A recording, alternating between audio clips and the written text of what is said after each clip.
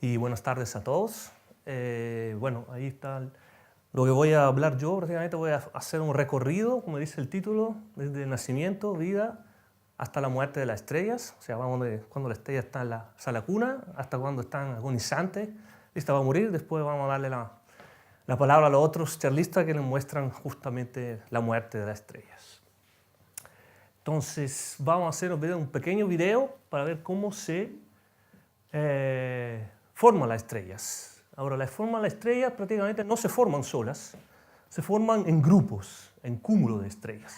Aquí, como muestra, es el gas inicial, eso es gas de hidrógeno y helio, que son los componentes principales del universo. Cuando se formó el universo, lo único que se formó son dust, es hidrógeno y helio. Y aquí en color vemos la densidad, densidad que significa material por unidad de volumen. Y ahí más claro significa más denso. Entonces se crea inicialmente esto, la nube empieza a colapsar, como hemos visto, se empieza a ver estos filamentos. Y todas estas pequeñas... ahí me equivoqué. Bueno, lo vamos a ver otra vez. Y todas estas pequeñas esferas son prácticamente esferas de gas donde por cada una se va a formar una estrella. Como ven, se van concentrando más al centro hasta que después van a formar el cúmulo. El cúmulo sale disparada, digamos, por interacción gravitacional con los demás. Y ahí, como vemos, se están formando, cada vez zona más densa, y la mayoría va a formar el centro del cúmulo, y después aquí está en la periferia. Ahora, cada una de estas estrellas podría ser nuestro Sol, cuando fue su fecha de nacimiento, ¿ok? Y bueno, ahí estamos haciendo un giro. Como ven, le hago notar también que no todo el gas va a formar estrellas. El proceso de formación estelar no es súper eficiente. Es como, depende, varía de cúmulo a cúmulo, pero son prácticamente desde un 10 hasta un 30-40%. Estas cifras todavía se están estudiando en materia de estudio. Ahora pasamos a la presentación, por favor. Y entonces, al final, el producto final es esto, básicamente, como se ven. Ahora, la primera en formarse son las estrellas más masivas. Ahora, le hago notar aquí que siguen estas nebulosidades que están alrededor de la estrella y justamente el gas que quedó, está iluminado por las estrellas. Y eso es un típico cúmulo, estas son las Pléyades, uno de los cúmulos más jóvenes que tenemos ahí en nuestras galaxias. Y aquí son las estrellas como se acaban de formar. Entonces, ¿qué pasa a cada una de estas pequeñas esferas que vimos de gas? Cada una empieza a colapsar por sí misma y a formar, digamos, un disco donde la mayoría del material se va a concentrar en el centro de este disco para formar la estrella, el protosol, si fuera el sistema solar. Mientras el resto digamos, el material que queda, que es muy poco, estamos hablando que el 95% de material cae al centro del disco, mientras el resto, lo que queda va a formar los planetas, como lo conocemos ahora. Eso es un ejemplo de nuestro sistema solar, pero lo que se cree es efectivamente que esto es un proceso bastante universal en la astronomía, en la formación de la estrella. Ok, claro, ahora nuestro Sol, nos hemos acostumbrado a ver nuestro Sol, digamos, solito ahí, durante la puesta del Sol, pero eso, digamos, no es tan inusual que en lugar de formarse una sola estrella de esta nube, de esta esfera, se forman 2, 3, hasta 4 estrellas. O sea, de hecho, en promedio se conoce que el 50% más o menos de la estrella está en sistemas que son de 2 para arriba, 2, 3, 4. Así que estos tipos de puesta de sol no es tan exóticos, no es tan exótico. Eso es lo que le quiero decir. O sea, ya. Perdón, me equivoqué, hay que apuntar para allá. Bueno, aquí vamos, ejemplo, estas figuras se llaman los pilares de la creación, justamente porque ahí se están formando estrellas. Ahora, no todas estas pequeñas esferas van a formar estrellas porque necesita una masa mínima. Ahora, porque una estrella se llama tal, se llama estrella, tiene que empezar a quemar el hidrógeno. fundir el hidrógeno en helio. Eso es lo que es la fuente energética de las estrellas. Entonces, ¿cuál es la masa mínima? Son prácticamente una décima o el 10% de la masa del Sol.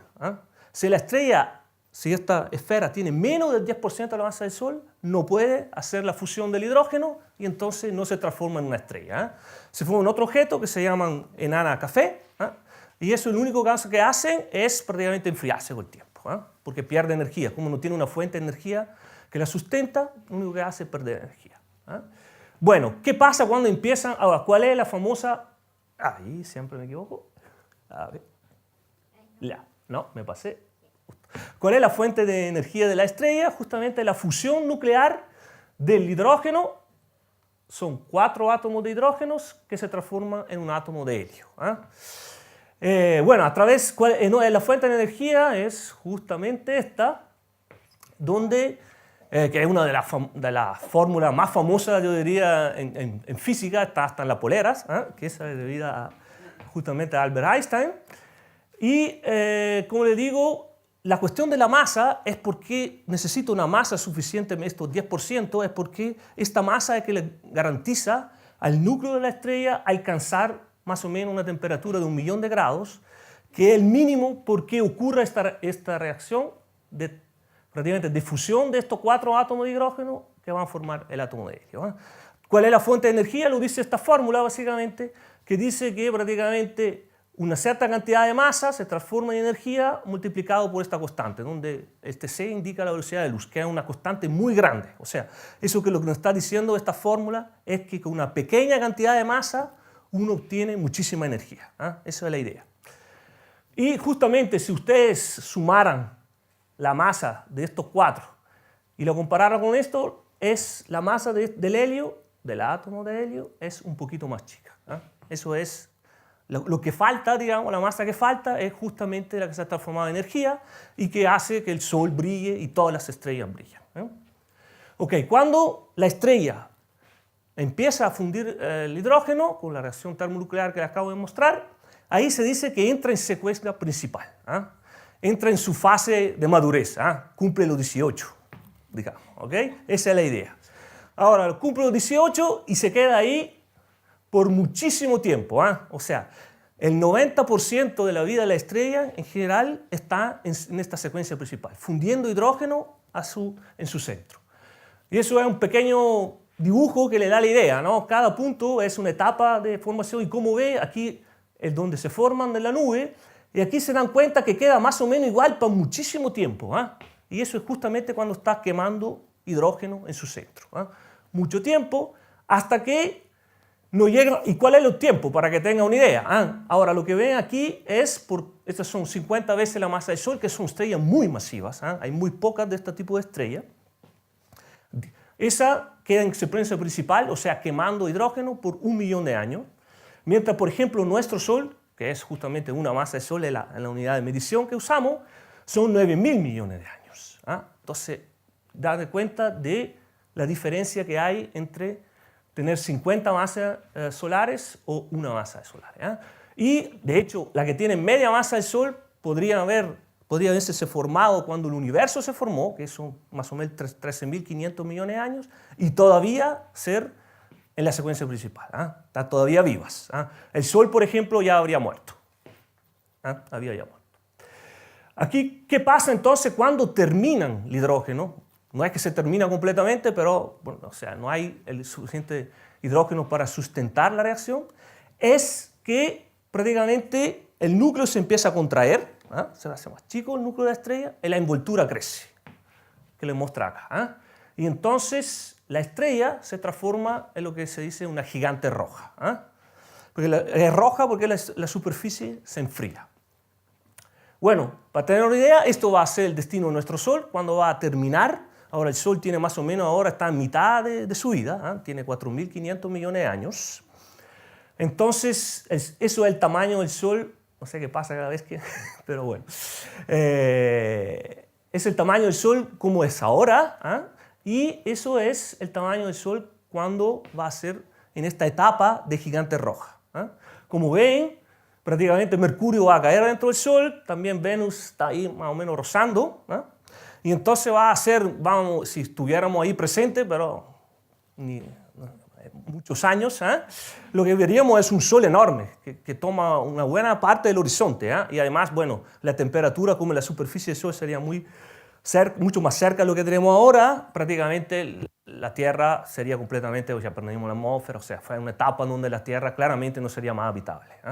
¿Okay? Pero bueno, tenemos 4.500 millones de años, así que en algún momento podemos trobar la solución y ir a otro planeta o alguna cosa de este estilo. Okay. Eso es, como decía, el destino del Sol, pero es el destino de todas las estrellas que tienen menos de 8 masas solares. Porque la estrella que tiene menos de 8 masas solares alcanza a quemar el helio, que es la segunda etapa, después de la quema de hidrógeno, para tener energía, pero no tienen la masa suficiente para quemar el carbono, que sería el siguiente etapa, el siguiente elemento. Entonces, aquí en este dibujito le muestro cómo va a ser prácticamente el Sol nuestro justo antes de morir. Justo antes de morir va a tener un núcleo de carbono y oxígeno que, bueno, no puede contraerse más porque se instala una presión que, bueno, tiene un efecto, prácticamente una cosa que deriva de la mecánica cuántica, entonces no es una presión como las conocemos aquí, en este cuarto, por ejemplo. Entonces eso prácticamente se quedaría ahí, siempre este mismo tamaño, y la envoltura, como decía, crece hasta que se desprende prácticamente de la estrella y forma una nebulosa planetaria. Eso es lo que se define, estos tipos de nebulosidades que están alrededor de ¿qué? De esta, que es el núcleo se transforma en una enana blanca. Eso es lo que le va a quedar del centro del Sol. Ahora, bueno, estas son una serie de fotos, esos son objetos súper bonitos de observar. De hecho, si ven, estas son todas nebulosas planetarias donde al centro tenemos nuestra enana blanca y eso es el gas. Ahora, ¿qué le pasa después? El gas se disperse, el único que queda es la enana blanca. Como la enana blanca no tiene ninguna reacción de fusión, no puede producir energía, y entonces con el tiempo lo único que se hace es enfriarse, nada más. Hasta que, bueno, se dice que se transforma en una enana negra, porque al final, si cuando llega a una temperatura muy baja ya no se puede ver. Pero para darle una idea de la densidad que tiene una enana blanca, la densidad de la enana blanca son prácticamente 1 millón de kilos por centímetro cúbico. O sea, entonces, en el pulgar me quedaría 1 millón de kilos, que eso significaría prácticamente 1000 autos, más o menos todo este aparcamiento, y más en una cucharita de café. Eso sería la densidad que tiene una enana blanca. O sea, si tuviéramos la posibilidad de comprimir así, habríamos resuelto todos los problemas de aparcamiento, porque bastaría meterlo ahí, toda una cucharita de café. Pero había el problema que claramente no destruiría el bolsillo y sería directamente el centro de la Tierra, porque no hay nada que aguante este tipo de densidades. Bueno, pero no todas las estrellas, ahora nuestro Sol le va a pasar eso, como decía, se va a enfriar y nada, porque no tiene una compañera que le puede dar masa. Y aquí vamos a ver el primer tipo de supernova que podemos tener. Justamente si la enana blanca está en un sistema binario, o sea, tiene una compañera, como le muestra esta puesta de Sol que le mostré, que son 2 estrellas, si un sistema como esto, la enana blanca puede recibir materia de una compañera, que ahora hay 2 tipos de sistemas que podría ser, o son 2 enanas blancas, o es una enana blanca con otra estrella que podría ser en secuencia principal, o un estado de gigante roja. Y ahora, si son 2 enanas blancas, lo único que puede ser es que debido a la emisión de ondas gravitacionales se acercan cada vez más hasta que se fusionan. De hecho, y tiene que alcanzar una masa particular que se llama masa de Chandrasekhar, que son más o menos 1.4 la estrella del Sol, 1.4 veces la masa del Sol, y eso ya la renda inestable, colapsa y eso lo hace explotar, se inicia una serie de reacciones termonucleares a cadena y explota como supernova 1A, que son súper importante digamos, de hecho, son los objetos que se usaron para, por ejemplo, descubrir la aceleración del universo, que después más detalle los próximos charlistas. Bueno, la otra manera para acrecentar masa es justamente que esta gigante roja esta estrella compañera prácticamente le dona masa hasta que llega a la masa suficiente otra vez y alcanza la masa de Chandrasekhar, como le había dicho, y eso lo hace explotar. Esas son las supernovas de tipo 1A. Estos son un tipo de supernova. Ahora, vamos a ver qué le pasa a las estrellas que son más masivas, de 8 veces la masa del Sol.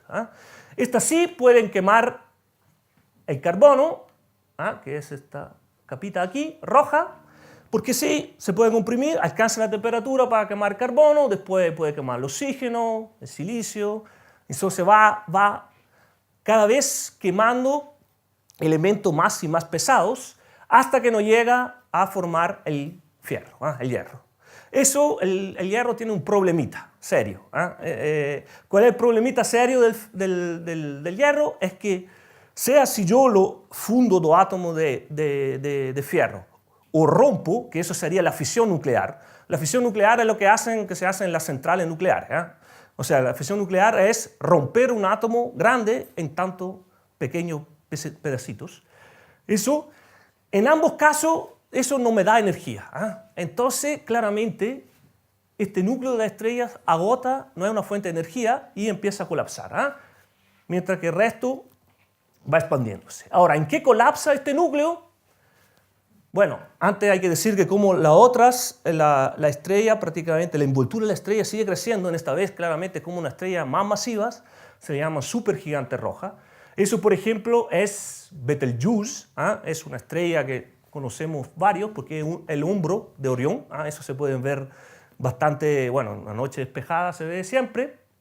Ahora, si Betelgeuse la pusiéramos al centro del sistema solar, prácticamente el tamaño que tendría sería hasta la órbita de Júpiter. Eso es el tamaño que tiene esta estrella, justo antes de morir. Bueno, eso es una comparación de una de las estrellas, una de las estrellas más grandes que hay, esto es Betelgeuse, esto es Antares, por ejemplo, y para darle una idea, este pequeño punto que a lo mejor nadie ve, pero el tamaño, eso es el tamaño de nuestro Sol, para que puedan comparar el tamaño que va a tener estas estrellas, digamos, muy masivas al final de su vida.